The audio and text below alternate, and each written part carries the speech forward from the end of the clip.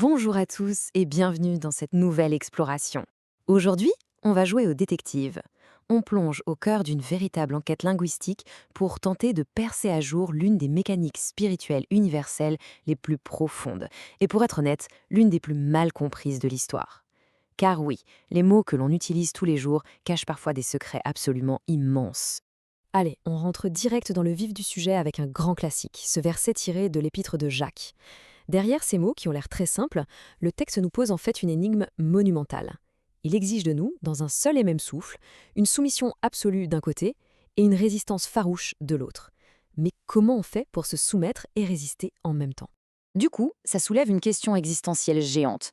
Est-ce que se soumettre, ça veut dire se faire écraser? Est-ce que c'est perdre son libre arbitre ou devenir faible devant une autorité? Ou bien, est-ce qu'il s'agirait en réalité de la formule ultime pour atteindre la vraie libération? Pour le comprendre, on doit interroger la racine même de nos mots.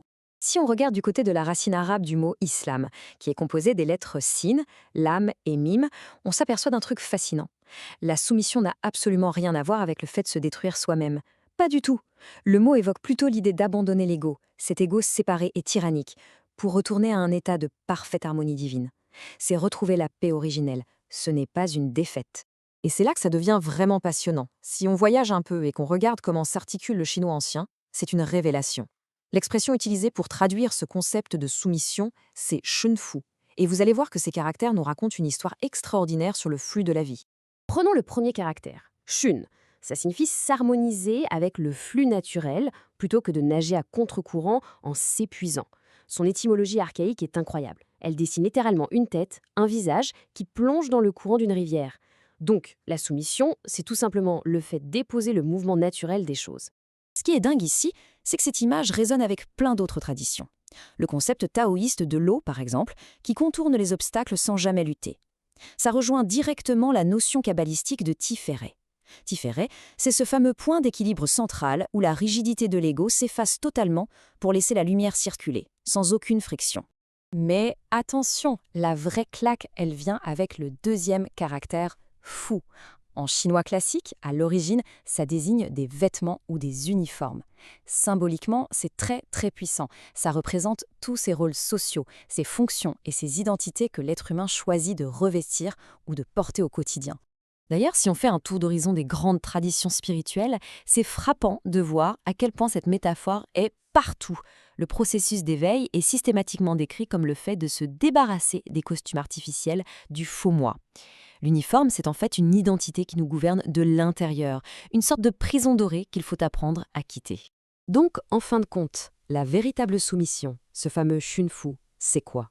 Eh bien, c'est simplement le fait d'enlever ce costume ultra lourd et rigide de l'ego. Il ne s'agit pas du tout d'être un esclave que l'on écrase. Il s'agit d'arrêter de se laisser posséder par un personnage pour devenir transparent et entièrement disponible au grand fleuve divin. Bon, tout ça c'est super, mais on en fait quoi de la deuxième partie de notre verset de départ, celle qui nous dit de résister au diable? Eh bien, le terme utilisé en chinois pour désigner le démon, mogui, va nous donner une clé de lecture totalement inattendue. Et là, préparez-vous pour un énorme rebondissement historique.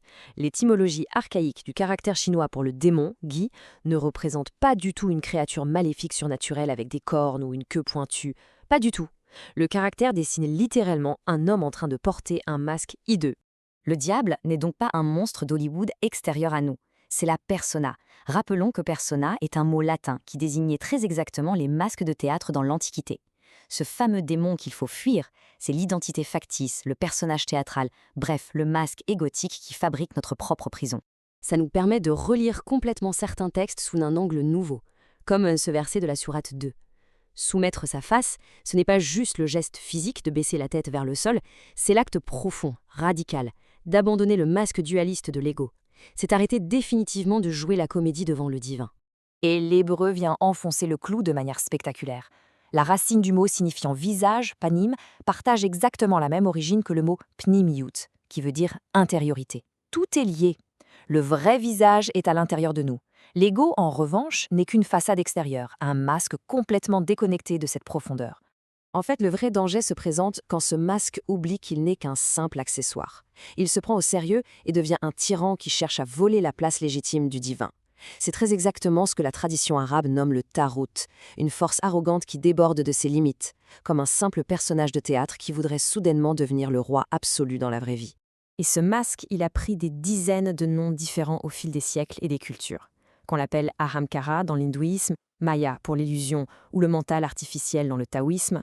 La solution n'est jamais de combattre cette illusion par la force, ça ne marche pas. Le but, c'est simplement de reconnaître l'illusion pour ce qu'elle est. Alors, concrètement, qu'est-ce qu'on doit retenir de tout ça? C'est que résister au diable, ce n'est pas un combat à l'épée, c'est avant tout un processus d'alignement. On arrête de nourrir le personnage, on retourne sereinement dans le courant et on laisse faire. Le masque finit par s'effondrer de lui-même tout bêtement parce qu'il n'y a plus aucun acteur pour jouer son rôle. C'est exactement ce que nous rappelle avec douceur cette magnifique sagesse taoïste. La vraie puissance, la puissance spirituelle ultime, elle réside dans la non-résistance. C'est une invitation forte à lâcher prise et à faire pleinement confiance au grand flux de la vie, ce courant originel que les traditions ont nommé le roi, le chêne ou encore le Dao. Pour clôturer notre décryptage d'aujourd'hui, je vous laisse avec cette réflexion. Imaginez un instant, quelle liberté incroyable, quelle plénitude nous attend lorsque ce lourd costume de l'ego tombe pour de bon et que le courant recommence enfin à circuler à travers nous. Voilà de quoi changer radicalement notre vision de l'existence. Merci d'avoir suivi cette exploration avec nous et à très bientôt pour poursuivre nos découvertes.